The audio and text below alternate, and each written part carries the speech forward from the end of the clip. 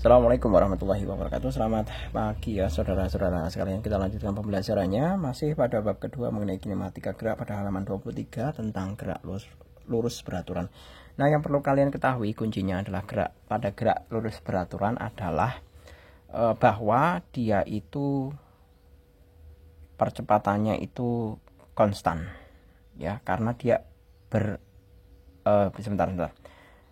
Dia kecepatannya itu konstan atau kecepatannya itu tetap ya, seperti itu. Oke, kita mulai saja untuk yang nomor pertama mengenai pembahasannya ya.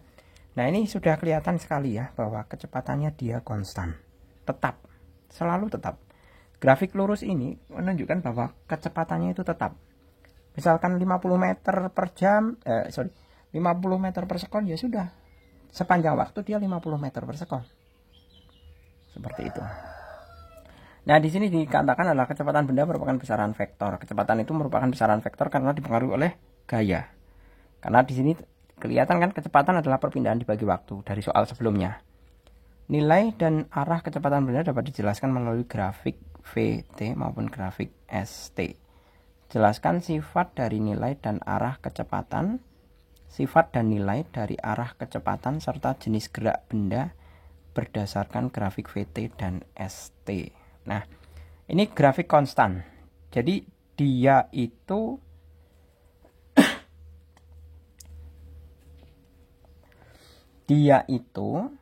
apa itu istilahnya? Kecepatannya tetap. Jadi kalau kita mengendarai sebuah kendaraan, kecepatannya tetap, otomatis kan jaraknya akan selalu bertambah. Seperti itu. Jaraknya akan selalu bertambah. Nah, ini berbeda. Di sini ada kecepatan yang bernilai negatif. Ya. Yang di sebelah kiri ini, itu kan nilainya otomatis kan V-nya bukan V-nya negatif ya. Kecepatannya tetap, namun nanti berkaitan dengan arahnya. Seperti itu. Jadi kalau T-nya negatif, misalkan T-nya negatif itu arahnya ke sini. Nah, kemudian ada T-nya berlangsung positif, berarti kan ke sana. Nah, seperti itu. Nah, ini berpengaruh kepada apa? Berpengaruh pada jaraknya. Kalau dalam konteks kecepatan itu kan bukan jarak ya yang dipakai, karena kecepatan itu berkaitannya dengan perpindahan. Nah, berarti di sini kelihatan yang di atas sumbu X itu pada saat ini sumbu X ini di atas. Nah, kemudian yang jarak ke sini itu adalah yang di bawah sumbu X, yang kurang dari sumbu X, atau yang di bawah sumbu X. Seperti itu. Ini maksud dari grafik, hubungan antara grafik kecepatan dengan grafik jarak. Oke, clear ya? Jadi ini T ini kan, kalau yang sebelah kiri ini kan jelas T-nya adalah negatif, yang sebelah kanan kan itu kan T-nya positif. Berarti jelas dia ada arah yang berbalik. Maksudnya adalah dia misalkan pergerakan dari timur, kemudian suatu saat pada T tertentu dia berarah ke barat. Seperti itu. Bisa diterima terlebih dahulu ya. Ini. Kita lanjut untuk yang permasalahan yang kedua. Perhatikan gambar berikut. Di sini mulai dari 0 ke 10 ke 100 ke 200. Nah, saya gambar terlebih dahulu untuk titik-titiknya ya. 0 A, B, C.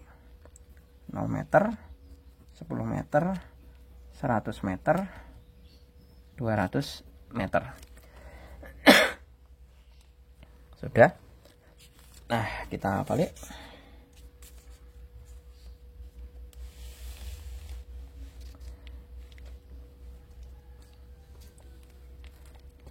Ari mampu berlari dengan kecepatan tetap selama 1 jam. Berdasarkan gambar, pada saat T sama dengan 0, Ari berada di titik O dan setelah 5 sekon mampu mencapai titik A, berarti ini 5 sekon ya.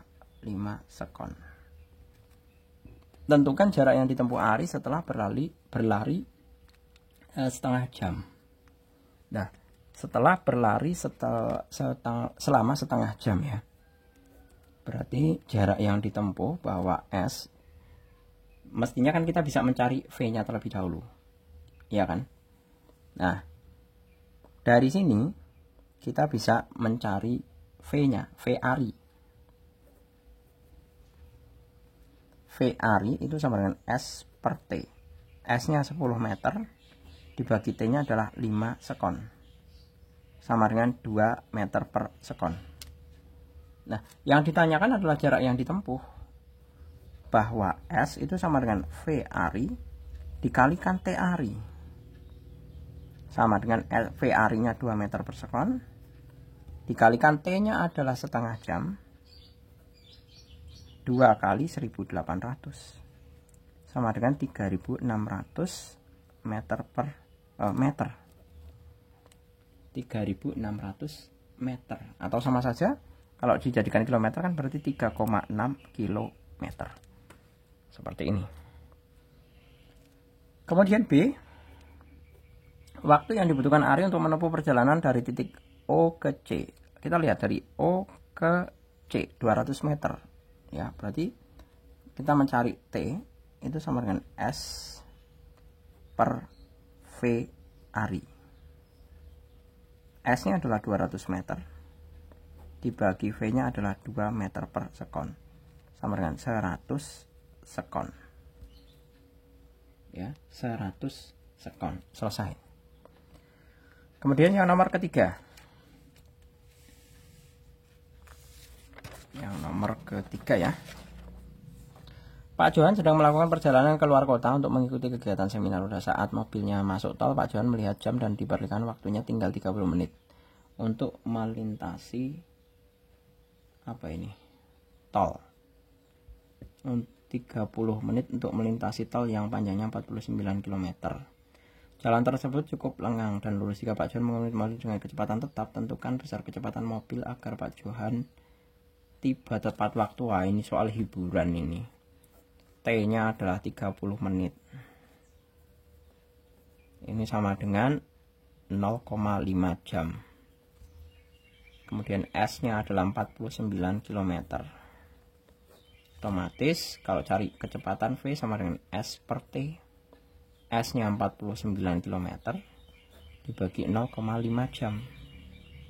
Sama dengan 98 km per jam. Jadi mestinya adalah Pak Johan itu mengendarai mobilnya dengan kecepatan 98 km per jam. Agar tiba pada waktunya atau agar tepat 30 menit tiba di luar tol. Seperti itu. Kemudian yang keempat. Mobil B bergerak di depan mobil A seperti gambar. Mobil A melaju dengan kecepatan tetap dan arahnya ke kanan. Sementara mobil B memiliki dua kemungkinan kecepatan, yaitu terlihat A dan gambar B. Pada gambar A, mobil B searah mobil A, sedangkan gambar B menunjukkan mobil B berlawanan arah dengan mobil A. Nah, konteks ini kita bisa langsung menganalisa untuk yang A di sini ya. Jika digunakan acuan arah ke kanan positif, lengkapi kalimat berikut dengan jawaban yang benar. Yang pertama, di situ VA jelas positif 20 meter per sekon karena ke kanan. Yang B, pada gambar A, VB itu juga sama.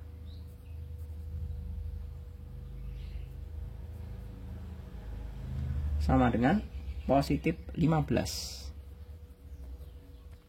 Kemudian yang C, kecepatan relatif mobil B relatif terhadap mobil A, VBA itu sama dengan VB dikurangi VA. Sama dengan VB-nya adalah 15 dikurangi 20 sama dengan min 5 meter per sekon. Nah, kenapa kok nilai interpretasinya min 5 meter per sekon itu maksudnya apa?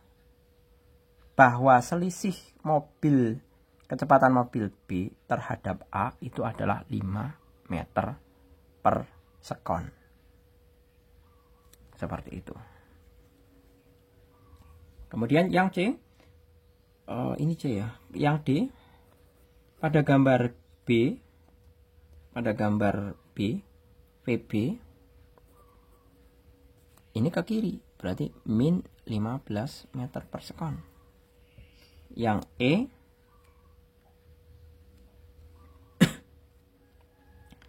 VBA, itu sama dengan VB dikurangi VA. VB-nya adalah min 15. Min VA-nya adalah VA-nya 20. Min 35 meter per sekon. Seperti ini. Nah, ini menggunakan nilai-nilai sesuai yang ditentukan. Bahwa kalau searah sumbu X itu positif. Ya, sumbu X positif maksudnya. Karena kan kayak gini. Nah, kalau ke sana kan positif. Kalau ke sini itu kan berarti negatif. Nah, ini yang digunakan sebagai titik acuannya. Seperti itu. Kemudian yang nomor kelima. Nomor kelima, berdasarkan teks tersebut, waktu yang dibutuhkan mobil A untuk menyusul mobil B pada gambar A dan B secara berturut-turut adalah, nah, kita lihat terlebih dahulu ya, bahwa selisih jarak yang ditempuh antara A dengan B itu kan selisihnya adalah 140 meter. Berarti kita bisa menuliskan bahwa SA ya, bahwa SA itu kan sama dengan 140 ditambah SB, ya kan?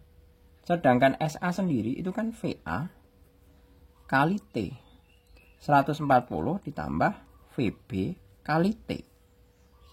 T-nya sama loh ya, kan tidak ada waktu. Di sini kan dikatakan menyalanya atau berjalannya sama, maka T-nya sama.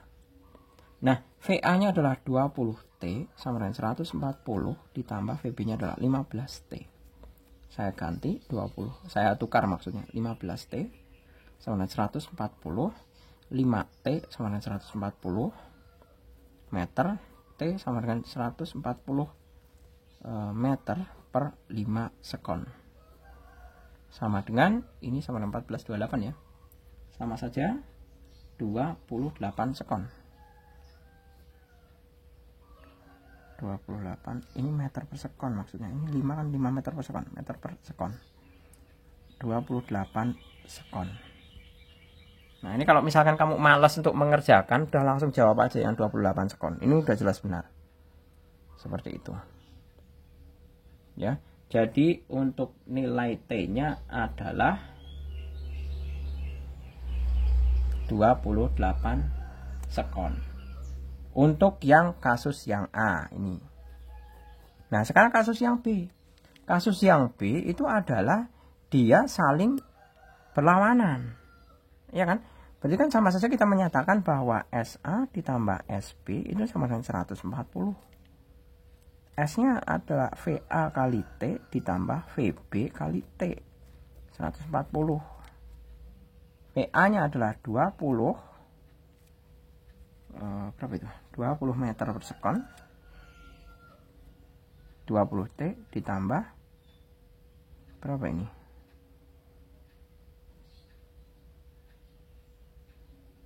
Ini mestinya min ya gini. Ini min. Ini min. Ini min. Padahal VB-nya adalah min 15. Berarti min 15T 140. Ini min ketemu min plus ya kan 35T 140. T sama dengan 140 dibagi 35. T sama dengan 4 sekon. Seperti itu. Berarti tepat kan 28 dengan 4 sekon. Oke gitu ya, saya rasa cukup, semoga bermanfaat. Terima kasih, selamat pagi. Assalamualaikum warahmatullahi wabarakatuh.